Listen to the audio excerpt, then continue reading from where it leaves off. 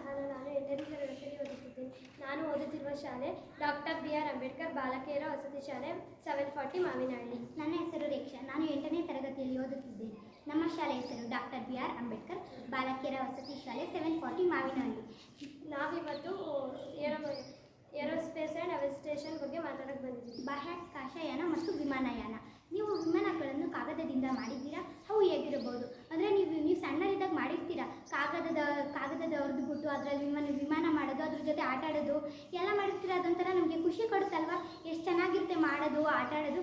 ಈಗ ನೀವು ಒಬ್ಸರ್ವ್ ಮಾಡಿದ್ದಾರೆ ಕಾಗದದ ವಿಮಾನ ಹೆಂಗಿರುತ್ತೋ ಹಂಗೆ ನಿಜವಾದ ಏರೋಪ್ಲೇನ್ಗಳು ಸಹ ಹಂಗೆ ಇರ್ತವೆ. ಮತ್ತು ವಿಮಾನಗಳು ಏರೋಪ್ಲೇನ್ಗಳು ಹೇಗೆ ವಿಭಿನ್ನಗೊಳ್ಳುತ್ತವೆ ಅಂದರೆ ಅವಕ್ಕೆಲ್ಲ ಕುತ್ಕೊಳ್ಳೋಕ್ಕೆ ಒಂದು ಸಂಬಂಧಪಟ್ಟ ಡಿಸೈನ್ ಬೇಕು, ಫ್ಯಾಷನ್ ಬೇಕು.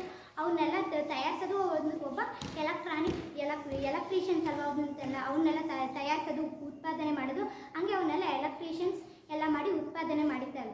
ವಿಮಾನಗಳು ಮತ್ತು ಹೆಲಿಕಾಪ್ಟರ್ಗಳು ಎಲ್ಲೆಲ್ಲಿ ಚಲಿಸುತ್ತವೆ ಅಂದರೆ ವಿಮಾನಗಳು ಎಲ್ಲ ಮೋಡದ ಮೇಲೆ ಎಲ್ಲ ಚಲಿಸ್ತವೆ. ಅದರಿಂದ ಏನು ಉಪಯೋಗ ಅಂದರೆ ಆ ಕಂಟ್ರಿಯಿಂದ ಬೇರೆ ಕಂಟ್ರಿಗೆ ಬರೋ ಗೂಡ್ಸ್, ಆ ಕಂಟ್ರಿಯಿಂದ ಬೇರೆ ಕಡೆಗೆ ಬರೋ ವಸ್ತುಗಳಾಗಿರ್ಬೋದು, ಸಾಕಾಣಿಕೆಗಳಾಗಿರ್ಬೋದು, ಅವನ್ನ ನಾವು ನಮಗೆ ತರಿಸ್ಕೊಳ್ಳೋದು. ಮತ್ತು ಆ ಕಂಟ್ರಿಯಿಂದ ಬೇರೆ ಕಂಟ್ರಿಗೆ ಹೋಗೋ ಜನರು ಇರ್ತಾರೆ, ಅವನ್ನ ನಾವು ತರಿಸೋದಾಗಿರ್ತವೆ.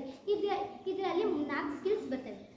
ಡಿವಿಷನ್ಸ್ಗಳು ಯಾವ್ಯಾವು ಅಂದರೆ ಇಂಜಿನಿಯರಿಂಗ್ ಮತ್ತು ನಿರ್ವಹಣೆ, ಗ್ರಾಹಕರ ಸೇವೆ ಮತ್ತು ಬೆಂಬಲ, ಉತ್ಪಾದನೆ ಮತ್ತು ನಿರ್ವಹಣೆ, ಹಾರಾಟ ಮತ್ತು ಕಾರ್ಯಾಚರಣೆಗಳು. ಇದರಲ್ಲಿ ಬರೋದು ಫಸ್ಟಿಂದು ಇಂಜಿನಿಯರ್ ಮತ್ತು ನಿರ್ವಹಣೆ ವಿನ್ಯಾಸ ಬರುತ್ತೆ.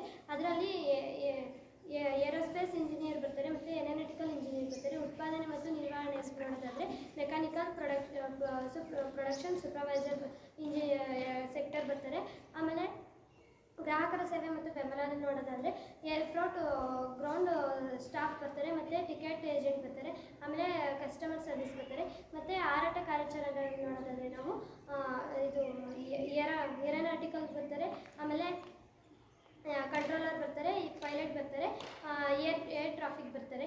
ಮತ್ತು ಇದರಲ್ಲಿ ಬರೋ ಸ್ಕಿಲ್ಸ್ಗಳು ಯಾವ್ಯಾವು ಅಂದರೆ ಪ್ರಾಕ್ಟಿಕಲ್ ವರ್ಕು, ಆರ್ಗನೈಸ್ಡು, ಸೋಷಿಯಲ್ಲು, ಅನಾಲಿಟಿಕಲ್ಲು, ಲೀಡರ್ಶಿಪ್ ಬರ್ತವೆ. ನೀವು ಇವಾಗಿನ ಕೆಲಸದಲ್ಲ ಯಾವ್ಯಾವ ಸ್ಕಿಲ್ಸ್ಗಳು ಏನೇನು ಬೇಕು ಅಂತ ಈಗ ಇದನ್ನು ಕೇಳಿ.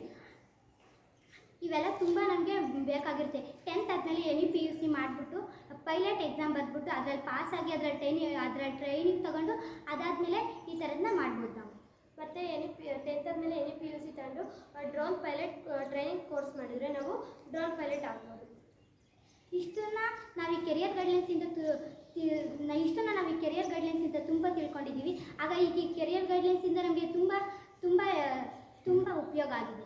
ಮತ್ತು ಕೆರಿಯರ್ ಗೈಡೆನ್ಸಿಂದ ನಮಗೆ ಜಾಸ್ತಿ ಹೆಲ್ಪ್ ಆಗಿದೆ. ಯಾಕೆಂದರೆ ನಮಗೆ ಏನು ಮಾಡಬೇಕು ಅಂತ ಮುಂದೆ ಗೊತ್ತಿರಲಿಲ್ಲ. ಇವಾಗ ಈ ಬುಕ್ ಕೊಟ್ಟಾಗಿಂದ ನಮಗೆ ಗೊತ್ತಾಗಿದೆ. Thank you.